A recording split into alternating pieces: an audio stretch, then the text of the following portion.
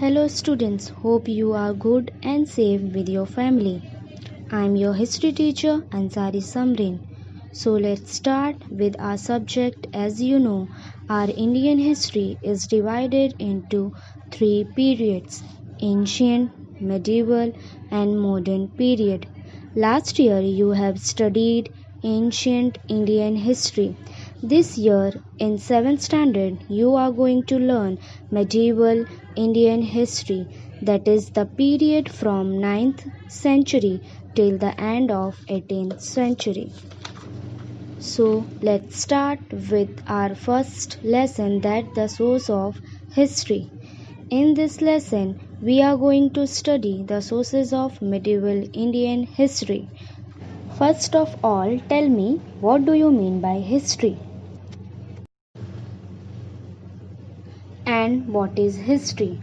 History is a study of the past, an explanation of the present, and prediction of the future, written record of the human race, oral storytelling and tradition, photography, motion pictures, and sound recordings, chronological record of significant event. History gives us a chronological, scientific, and systematic account of past events. Four factors are very important from the viewpoint of history. They are individuals, society, place, and time. History must be based on authentic evidence or proof. These proofs are known as the sources of history. Students, take example. Nowadays we are locked in our houses, but still we are getting information about the happening around the world. So the sources means the way or things through which we can get information. The sources of history are divided into three parts, that is, material sources, written sources, and oral sources. Let us see what are the material sources. Look at the chart given in this video. In this chart, examples are given of material sources: sports, memories, buildings, caves, sculpture, coins, inscriptions, copper plates are the example of material sources. Among these, foods have an important place among the material sources because it gives off an account of the development of architecture, the economic condition, the quality of art and style of building, constructions, and people's standard of living in that particular period. The coins also give much and more important informations. The coins made by different rulers using metals like gold, silver, and copper are important sources of history.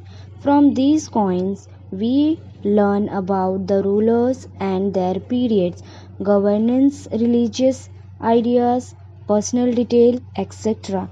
Even we learn about the financial transaction and economic condition prevailing at that time.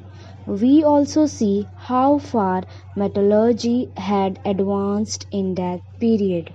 From the images of Ram Sita, of the coins of Emperor Akbar or Shiva Parvati on the coins of Hyder Ali, we see the religious coordination of those days. The Peshwa was used the Arabic or Persian language on their coins. This throws light on the use of language in that period and different types of script during the Peshwa period. Inscriptions plays a very important role in material sources. Inscription, the inscriptions means is a carving on a stone and wall. For example, inscription found in Chalukya, Rashtrakuta, Chola and Yadav kings have been found, and these all the dynasty you have studied in previous class. and inscriptions has also considered a very important and valuable sources of history. It helps us to understand just like language, script, social life of the period, etc. So students, these all are the few examples of the material sources. Hope you have understood, and next lecture we are going to learn about written sources and oral sources in detail.